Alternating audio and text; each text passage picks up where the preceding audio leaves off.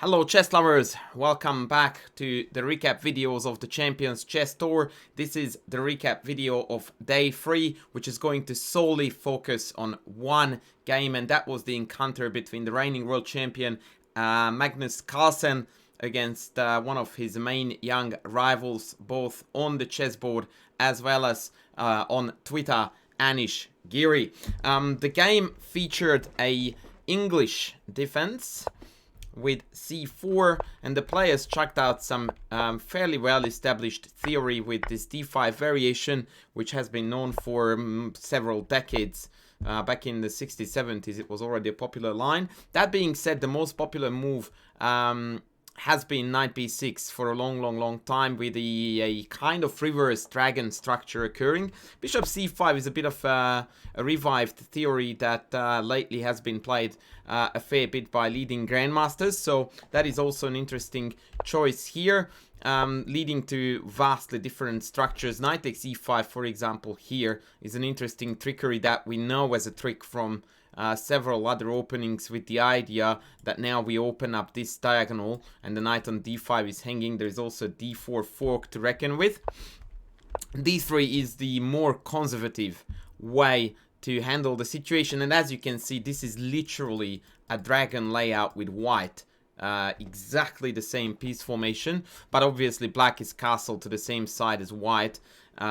So that is a major difference, and that is actually going to shape the character of the game into a very positional one, where white is going to hope to utilize the semi-open c-file and potential an expansion with a3, b4, turning it once again into a very typical reverse Sicilian story. Bishop d2, the bishop vacates the square for the rook on c1 and also allows it to occupy the other long diagonal with bishop c3, as per played. And usually black's countermeasure to this is to stick something on d4, usually a knight, and that is exactly what's gonna happen in the game. Note that queen e6 in these positions is a necessary move, because once the bishop lands on c3, various knight jumps become threats. So right now white has no good knight jump to tickle the queen on d5, because both of these knight jumps would be captured by the queen, and there is no point in going to either of these squares. However, after bishop c3, we are threatening with knight e5 as well as with knight d4, so the queen had to go. Queen c2, rook c1 was probably another move, although a2 is hanging, so maybe queen a4 and then bring the other rook. Queen c2 is also very logical. Queen e7, rook fc1, bringing the rook back into the game, and a3. Like I said, typical Sicilian patterns. White pressures the c-pawn and now hopes to actually increase set pressure with b4, b5, and Anish now jumps into d4 and retakes with the pawn.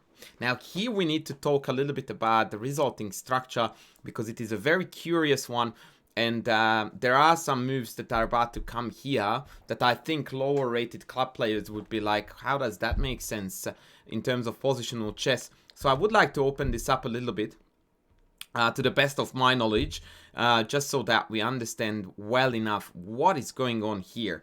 And since this position turns into a positional masterpiece, no less, I think it's actually quite interesting and perhaps educational if we try to delve a little bit deeper. First and foremost, two pawn weaknesses, one on either side. White has got an e2 pawn that is, we can call it backward because of the d4 pawn, and the c7 pawn for black, as well as the b7 one due to the open diagonal, is an issue. So there are matching targets on either camp, and now we need to find a way to get around these targets. Now in this position, Magnus plays bishop b4, and after queen c5, he plays a move that I think is rather counterintuitive to a lot of lower rated players who have heard about good and bad bishops. Magnus, he plays bishop c5. Now you would think that this is a bad bishop because it's actually walled behind the d4 pawn, and so trading it off with bishop c5 doesn't make too much sense. However, as Bogdan Lalic, the legendary grandmaster, once said, bad bishops defend very good pawns, and that is a somewhat cynical yet very good observation, that here white's play relies on pressure against the c7 and to some degree the d4 pawns. Now that pressure is entirely nullified by this really bad but at the same time quite useful bishop.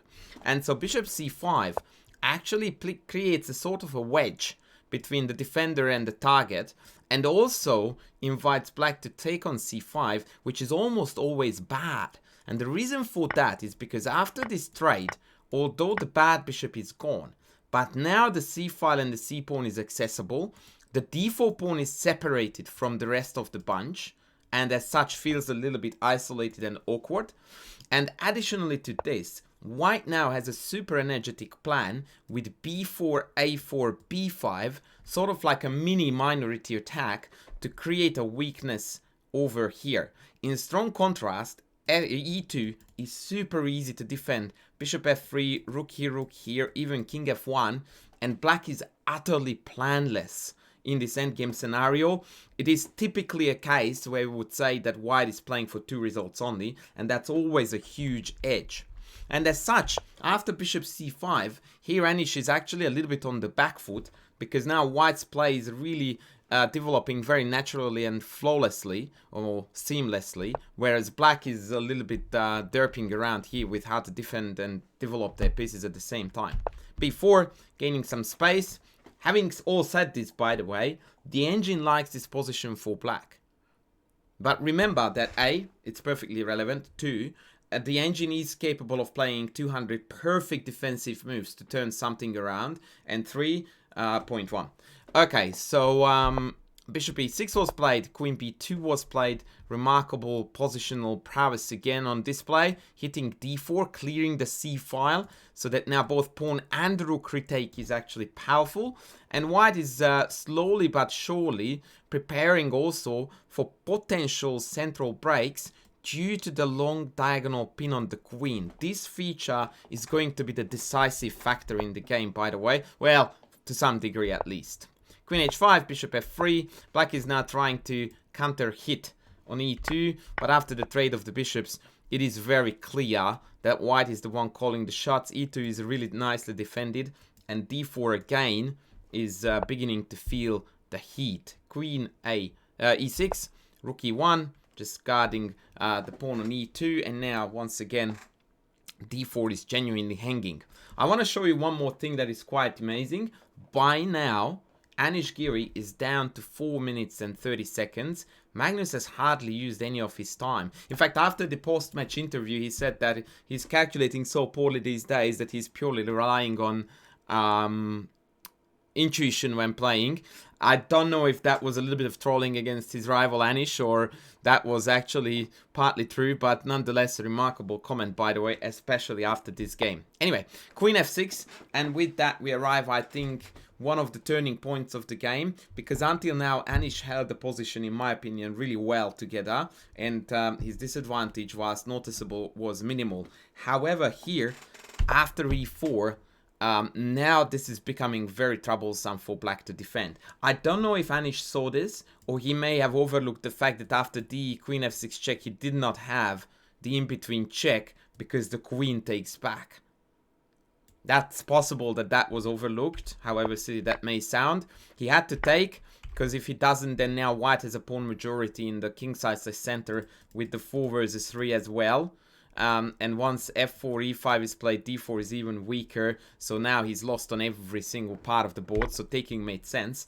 But now he had to embrace this endgame scenario, where now his pawn structure is wrecked, so that's definitely a negative, although d3 is also isolated. Now we are moving on to the endgame stage. The engine still claims that the advantage for white is not big enough to win, but once again, the endgame masterclass that Magnus puts on from here on is just absolutely divine.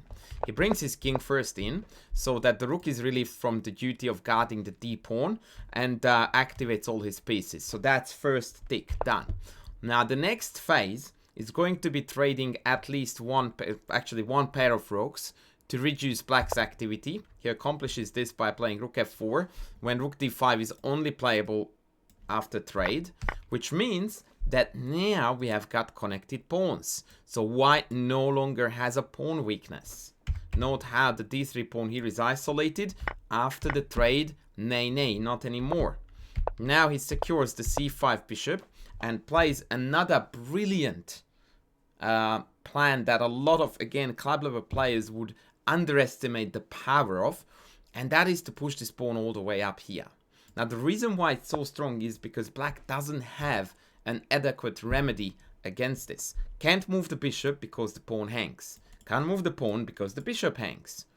And so inevitably, black is going to be forced to take, which again is going to improve white's pawn structure. So after a few pass moves, or improving moves rather, on the king side, black decided to take. A5 would have come anyway. And after b takes, now we have a new backward pawn as a target. Beautiful play by Magnus. Rook d7, rook b4. Immediately gluing the black rook to the defense of the weakness, and he seals the weakness. Now, what really breaks my heart is that if the engine's evaluation is correct, I looked into this a little bit deeper, then even now this endgame is potentially not winnable against perfect defense. That being said, against perfect defense, there are very few things that are winnable in chess. So let's see how the technique here comes again to the fore. A6. Okay, king f4. Magnus is maximizing the power of his pieces. And here Anish played f6, which I don't know if it was a necessary move or not. I would have preferred he to play king f6 just to retain the ability to come to the center with the king. Note that Anish here is down to 30 seconds, so he's also playing on instinct here. Probably f6 is also fine. I just don't really like the look of it because it feels to me that the king is now finding it very awkward and difficult to juggle between the center and the wing. Magnus brings the king back, relocates it to c4 or d3 rather, and breaks with d5. And this is also a notable point, by the way, that although objectively and optically the position is very appealing, because actually only optically, not quite objectively, because of this, the double pawns, the isolated pawn, but none of this matters unless we have a plan to go forward. And here there is no way to double attack the f5 pawn. It can only be attacked by the rook or the king, but never simultaneously. Likewise with b7.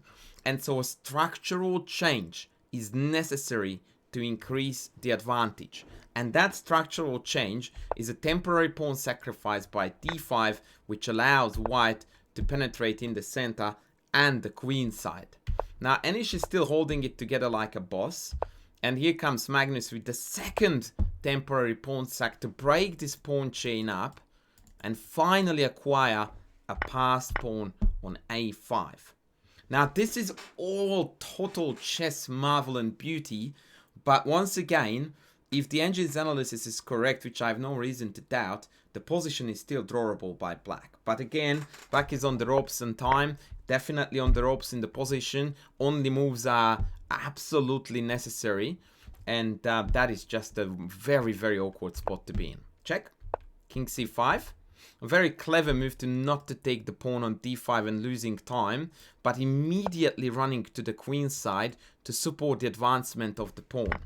Rook takes e3, a6, rook a3, king b6, and this was the point where Anish dropped the ball in a very complex position. So it turns out that despite of Magnus's perfect play, or very close to at least, here after f4, the draw was still within reach, because not only does it allow black another passed pawn, but it activates the king to come down here and allow black to support the pawn the same way how the white king is helping the white pawn to march up. So a line could look like rook takes, king e3, king e5 is also recommended by the engine, but I find it a very strange move.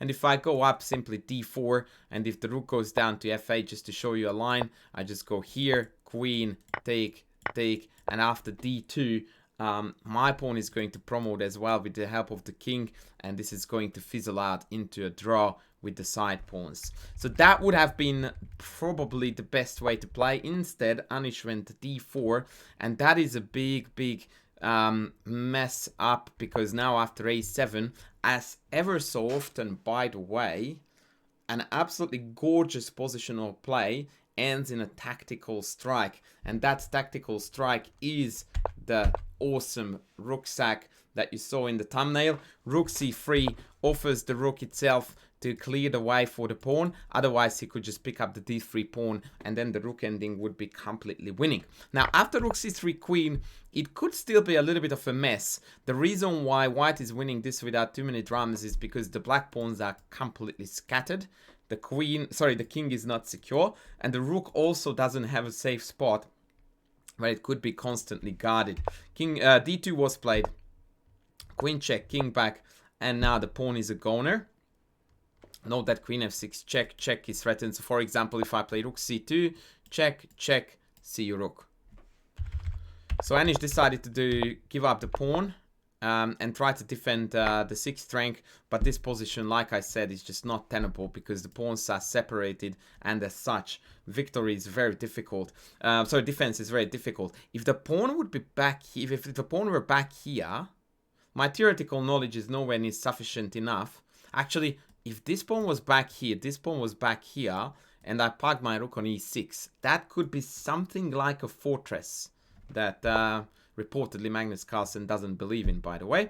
King g6, and now the world champ just mops up in a very impressive fashion. Now the various checks are threatened to win the rook. And now he just piles up on the weak f6 pawn. Note that rook c6 here to defend the pawn would allow a very cute king b5 idea when the rook's the 6th rank is too short for the rook to defend the pawn, as rook d6 loses to queen f8. Very fine endgame motif there. Rook h2 takes, everything drops with check, and the beautiful finish was g4, which opened up another check to target the rook and also created a very dangerous threat with g5 check or queen f6 check and g5, followed by subsequent mate threats. That would mean that white is going to win the rook. That was the time to resign. Overall, an absolute positional masterpiece. Even if the endgame was potentially holdable with best defense, I think that this game was one of the most impressive performances in so far. That said, speaking of impressive performances, I feel like we have been, at least I have been neglecting reporting on Praggnanandha's absolutely insane performance. And I really wanted to make a video about him, and I hope that we will have the chance to do so later on during the tournament. But despite his amazing victories, his games didn't really feature any particularly educational content for my liking, whereas this one did. But I really hope to visit or revisit Praggnanandha and his amazing performance, because the Indian prodigy is just scoring goal after goal after goal, and so far he's definitely one of the main heroes of the tournament. So on that note, I'm going to call it a day now, but I'm really hoping that, well, like I said, Praggnanandha will still be on the menu. I look forward to seeing you in my next recap video tomorrow. Take care, don't forget to like, to sub, to do all those YouTubey things, and I will see you soon. Thanks for watching. Bye.